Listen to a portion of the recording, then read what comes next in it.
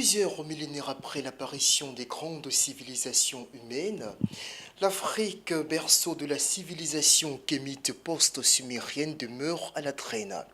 Alors pour comprendre cette situation d'un point de vue biblique, nous sommes avec le docteur Firmi Keko de l'Université Terrapon University Côte d'Ivoire, titulaire d'un troisième cycle en théologie systématique et secrétaire académique de l'université dans laquelle il enseigne. Professeur, docteur, bonjour. Bonjour, monsieur. Enfin, c'est pareil, professeur, docteur, ça revient à la même chose finalement. Alors là, nous sommes là pour nous pencher sur un thème véritablement sensible, délicat, non seulement pour les Africains, et de surcroît même pour le monde entier, parce qu'on a toujours eu tendance à chercher à comprendre ou à percer une source ou une raison assez mystérieuse pour expliquer la situation actuelle de l'Afrique. Alors, plusieurs millénaires après l'apparition des grandes civilisations, comment comprendre que ce continent-là, qui a été à un moment donné au cœur de l'évolution de l'humanité, soit toujours dans cette situation de quasi-précarité? Alors, la réalité de l'Afrique, on ne peut pas le nier, on ne peut pas le discuter. Il y a certainement un retard. Un retard lorsqu'on se met sur la ligne du développement et qu'on se compare aux autres continents, il y a certainement un retard. Mais ce retard est dû à quoi? Ce retard est-il la faute de l'Africain ou en particulier de la race noire? Je pense que c'est des éléments aussi qu'il faut voir pour que nous soyons tous éclairés. Donc, Mais quand nous regardons la situation aujourd'hui, vous l'avez dit tout à l'heure, il y a un retard qui est quand même sérieux, et sur pratiquement tous les plans. sur tous les plans, je dirais que peut-être qu'on veut nous faire croire, sinon c'est pas tout à fait évident. C'est pas tout à fait évident parce que, voyez-vous, si on veut légèrement glisser sur l'échiquier politique, l'Afrique est comme féodée par toutes ces puissances étrangères, toutes ces économies étrangères. L'Afrique est comme le grenier de toutes ces puissances-là. Donc, à mon sens, le retard sur le plan économique, on pourrait peut-être se rattraper par une prise de conscience. Pourquoi pas? Prise de conscience, d'accord, tout cela, on va y arriver certainement. Alors là, vous êtes homme de Dieu, vous êtes donc un religieux, et il y a cet aspect qui revient très souvent depuis toujours.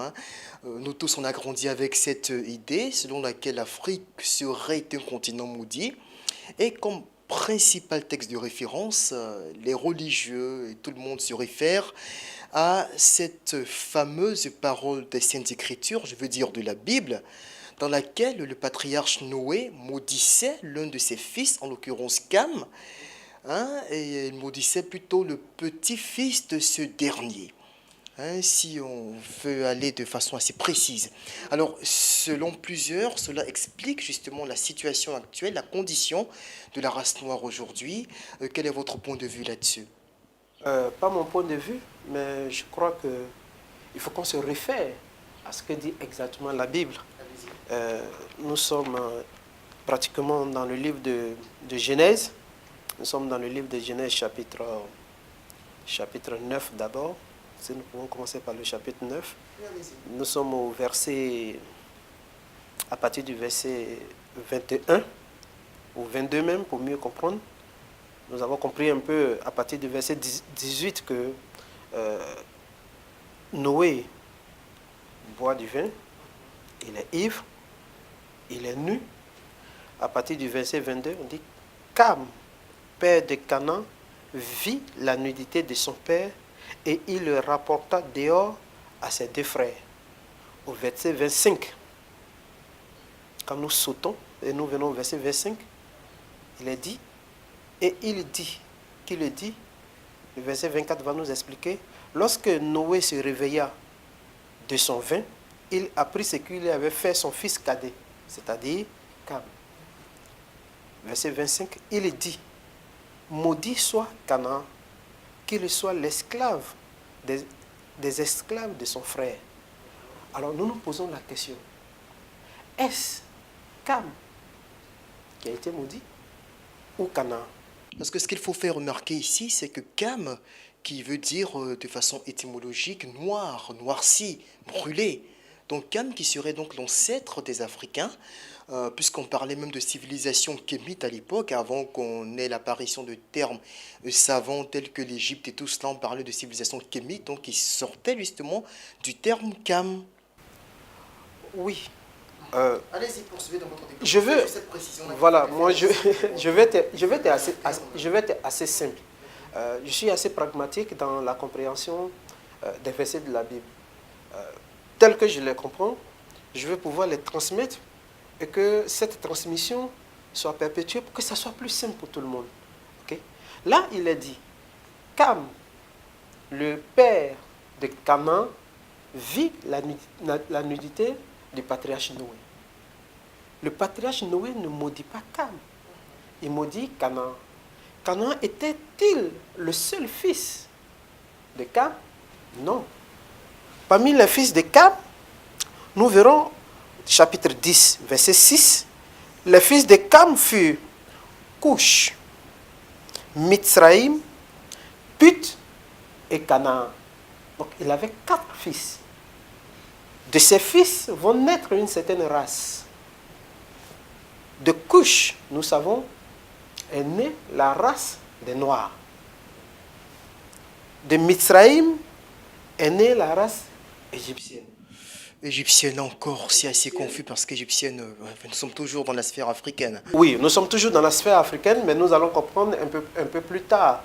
Parce que Misraïm est-il véritablement le père des Arabes? Parce que, au fait, parce que quand on parle de l'Égypte, jusqu'à une certaine époque, elle était peuplée de populations de couleur noire. pour comprendre l'égyptologie, il faut partir de Nimrod. Il faut partir de Nimrod. Nimrod, qui était l'homme le plus puissant, nous dit ce même passage, l'homme le plus puissant à cette époque, qui avait fait même la tour de Babel. Nimrod, quand Dieu va confondre les langues, la famille de Nimrod, cette famille aussi puissante, va immigrer vers l'Égypte, va immigrer en Égypte. Or, Nimrod était noir. Croit-on, oui, croit-on. Ouais, je veux dire, oui, fils de couche, donc beaucoup présument qu'il était noir, mais je veux dire, croit-on, parce que c'était assez un peu compliqué à l'époque, mais bon, allons-y. Écoutez, les discussions à ce point sont assez simples, pour ma part. Vous n'étiez pas là, je n'étais pas là, lorsque cela était en train d'être rédigé.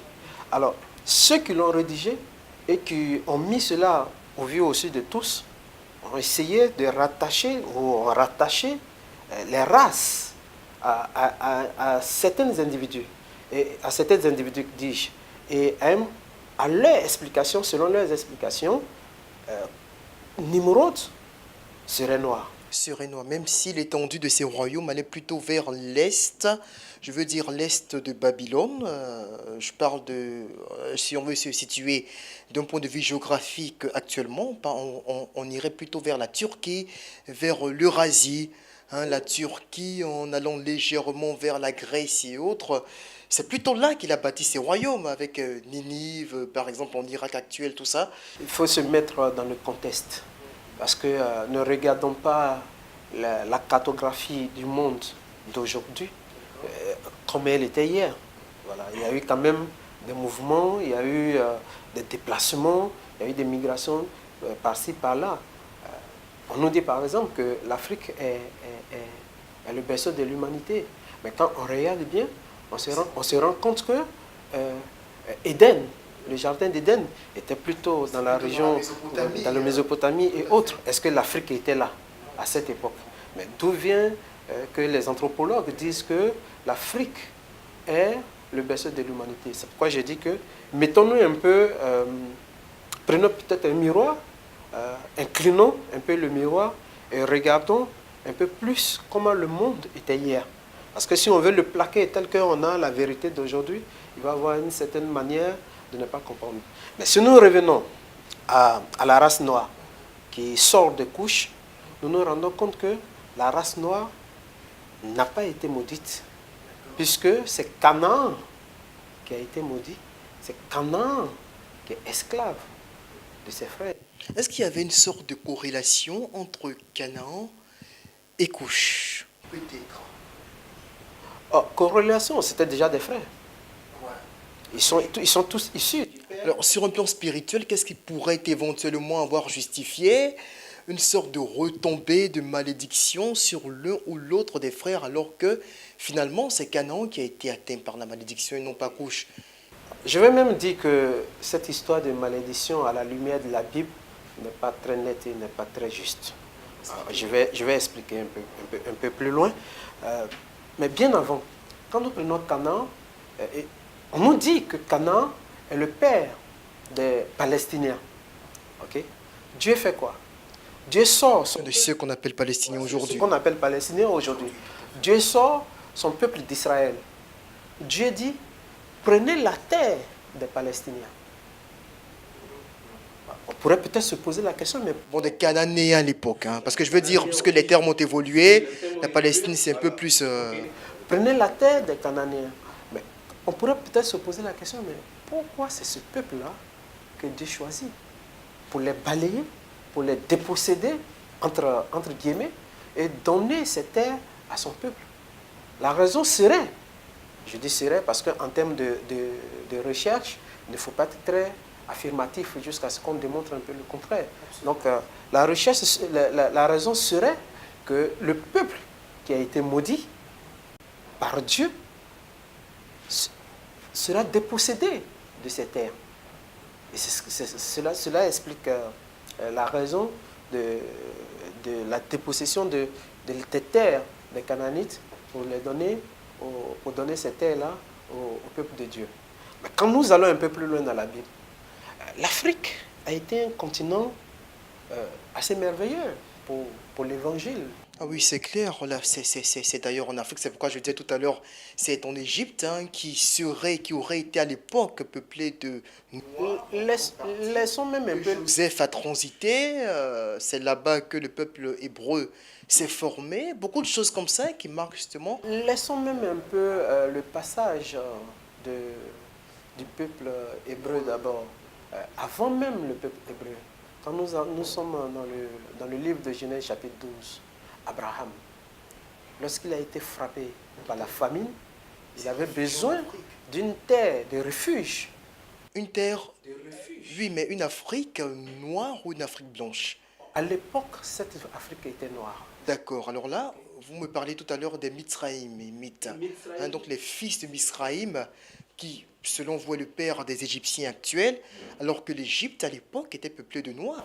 Oui, mais ce n'était pas... Écoute, Mithraïm était le fils de qui? De Cam, Cam était de quelle race? dit-on noir. Mithraïm serait donc de quelle race? Probablement ébène. Bon, on donne les couleurs qu'on veut. On dirait probablement ébène, probablement marron foncé, probablement marron clair. Mais le fait est que Cam donne naissance à Mithraïm, Cam donne naissance à Canaan, Cam donne naissance à Couche. En même temps, on se pose la question de savoir si les Cananéens de l'époque étaient de couleur foncée. Oh, ben écoutez, on va laisser ce débat-là aux anthropologues. Ils vont encore pousser un peu plus loin pour nous donner un résultat assez efficient. Ok? Mais restons un peu, si vous voulez, dans le contexte, ce que moi j'appelle toujours le contexte historico-spirituel, où on se met un peu dans le domaine historique, on se met dans le contexte historique pour expliquer certaines choses. Okay? Quelles sont les couleurs de ceci, de cela? Bon, c'est des choses pour le moment. Je pense que les anthropologues sont en train de faire le travail. Tôt ou tard, on aura vraiment un résultat efficient. J'en suis certain. Mais ce que je veux dire, la terre d'Afrique va accueillir Abraham. Plus tard, lorsque le Seigneur Jésus-Christ lui-même, Matthieu chapitre 2, Isaac d'accord, de passage, mais lorsque le Seigneur Jésus-Christ lui-même sera recherché pour être exécuté, c'est encore l'Afrique qui va l'accueillir. Nous allons un peu plus loin. Christ est dans son plein ministère. Nous prenons ce qu'on appelle le chemin de croix ou la passion du Christ. Nous voyons là les trois fils de Noé qui sont présents. Sem, l'ancêtre des Sémites, donc des Juifs, est présent. Pas les pharisiens, pas les sacrificateurs. Quel sera leur rôle dans ce que Christ est en train d'accomplir? Ils seront ceux qui vont vendre Christ, pas Judas. Nous avons la présence des enfants de Japheth, qui sont les Romains. Quel sera le rôle des enfants de Japheth? Ce sont les Romains qui vont clouer le Seigneur Jésus-Christ. Il faut qu'on cherche les fils de Cam. Nous apprenons dans la Bible que Simon de Cyrène, donc dans la Cyrénaïque, l'actuelle Libye, le continent africain. Une région qui se situerait entre le centre, le sud de la Libye jusqu'au Niger, au nord du Niger. Donc sur le continent africain, mais qui pourrait ne pas être forcément noir, parce qu'il y avait une diaspora juive, une migration juive, déjà depuis très longtemps à l'époque dans la région. Ça aussi, c'est un aspect que les théologiens ignorent souvent. Mais je veux dire, c'est aussi une réalité. C'est pas parce qu'on parle de Simon de Cyrène qu'il était forcément noir. Il y avait des juifs qui étaient déjà installés là depuis très longtemps. Il n'y a pas de problème à cela. Nous sommes en train de jouer le scénario de la terre africaine, du continent africain. Voilà. Donc celui, si tu veux, je mets ça entre guillemets, celui qui vient du continent africain pour venir participer à ce chemin de croix, à cette œuvre que Christ est en train d'accomplir, n'aura pas à jouer le même rôle que les deux fils précédents de Noé. Lui, il viendra aider le Seigneur Jésus-Christ dans son œuvre. Alors, quand nous allons un peu plus loin, nous allons voir que dans l'histoire même de l'Église, dans la chronologie de l'histoire de l'Église, le livre des Actes, chapitre 15, nous parlera de quelqu'un qui s'appelle Niger, le noir, le nègre, qui a été un grand théologien, un docteur, qui est mentionné dans la Bible. Quand nous regardons un peu plus... On parle même de Marc, l'apôtre Marc, le fameux auteur de l'évangile de Marc, qui serait de race noire, d'ailleurs fondateur de l'église copte égyptienne. Je mets ça un peu entre parenthèses, voilà. Voilà. Mais je veux dire un peu plus loin qu'on va remarquer que le Nouveau Testament lui-même sera assemblé à Carthage, en Tunisie. Absolument. Et les premières écoles de théologie vont être fondées à partir de Carthage, à partir de la Tunisie, sur le territoire africain, sur la terre africaine. Dire que l'Afrique est maudite à cause de la malédiction de Canaan, je ne dirais même pas de Cam, parce que nous venons de le voir, de Canaan, bon, je me situe un peu mal. Je me situe un peu mal parce que fondamentalement, nous sommes de couches. L'Afrique est de couches. C'est vrai que le temps joue contre nous, on en a plus que pour quelques minutes d'entretien, malheureusement. Mais c'est aussi cela les réalités de la télévision, mais quand même essayer de comprendre aujourd'hui quelle peut être la solution pour l'Afrique. L'Afrique traîne aujourd'hui, c'est clair, on parle d'égoïsme comme une plaie légendaire du continent, on ne s'en sort pas dans un contexte de globalisation. Ça devient de plus en plus difficile, l'Afrique se noie, l'Afrique n'a plus d'identité propre. Quelle peut être, d'un point de vue spirituel, la solution pour les Africains si nous ne sommes pas maudits? Alors, si nous ne sommes pas sous le coup de la fatalité. Si nous ne sommes pas sous le coup de la fatalité, nous ne pouvons pas être sous le coup de la fatalité. Parce que quand nous prenons le livre de Matthieu, chapitre 5, 9 heureux. 9 heureux. Heureux les débonnaires, heureux les pauvres en esprit, heureux, heureux, heureux, heureux, heureux. Le Seigneur demeure dans les béatitudes. Le Seigneur demeure dans ces heureux-là. Or, ces heureux, aujourd'hui, est la carte d'identité de l'Afrique d'aujourd'hui. Si je prends le côté spirituel, parce que c'est nous qui sommes pauvres, c'est nous qui pleurons, c'est nous qui sommes débonnaires, c'est nous qui... Je ne peux pas les citer, vous connaissez ce qu'on pourrait appeler les mots de l'Afrique. Bizarrement, le Seigneur dit « heureux ceci ». Donc, on a, je ne dirais pas l'impression, mais on a la certitude que l'Afrique, côté spirituel, a beaucoup à jouer avec le Seigneur Jésus-Christ. Ce n'est pas moi qui le dis, c'est ce que je vois dans la Bible. Alors, pourquoi l'Afrique est à la traîne? Je sors un peu je réagis comme un citoyen lambda. Pourquoi est-ce que c'est seulement l'Afrique qui est abaissée? Lorsque l'Afrique veut lever la tête, on l'appuie. Mais qu'est-ce qu'on cache? Qu'est-ce qu'on veut, on veut cacher à l'Afrique? Ça vient d'où finalement? Ça vient... Enfin, qui est responsable de cela? Ce sont les Africains eux-mêmes ou ce sont les autres? Parce que les Africains, on a toujours tendance à dire ce sont les autres. Non, moi je dirais pas que ce soit... La victimisation, on a toujours entendu cela. Non, je suis pas à ce niveau-là. Je ne suis pas à ce niveau, mais je fais des analyses. Alors, quand on veut cacher quelque chose à quelqu'un, qu'est-ce qu'on veut lui cacher? Quoi? Qui permet qu'on cache quoi? On veut nous faire croire que l'Afrique a été maudite par la Bible. On se rend compte que l'Afrique, le noir n'est pas maudit par l'Afrique, par la Bible. On veut nous faire croire que l'Afrique n'a pas eu de rôle à jouer dans les choses de l'Église. On découvre que l'Afrique a joué même le rôle principal de la missiologie et de la théologie, on peut dire l'embryon de la théologie. Voilà. On peut dire l'embryon de la théologie. Juste 30 secondes avant de conclure, peut-être pour donner sur le plan spirituel, une solution que l'on pourrait adopter à ceux qui nous suivront, donc aux afro-pessimistes ou aux afro-optimistes, le message de l'homme de Dieu que vous êtes en 30 secondes avant que l'on le boucle cette émission. Alors, ce que je voulais dire, l'Église est en train de renouveler la conscience de l'Africain. Nous avons eu peut-être un temps où on avait affaire à des serviteurs, des hommes de Dieu, où c'était des Alléluia, Amen. On s'arrêtait là parce qu'il n'y avait pas vraiment d'intellectuels proprement dit qui étaient à la tête de l'Église, des hommes de Dieu qui comprenaient mieux, qui cherchaient à étudier l'anthropologie, qui cherchaient à étudier l'histoire même de l'Afrique. Au jour d'aujourd'hui, l'Église est en train de faire un travail fondamental. Vous allez remarquer que la plupart des membres que nous avons dans nos églises, ce sont des intellectuels. Et ces intellectuels attendent beaucoup de nous.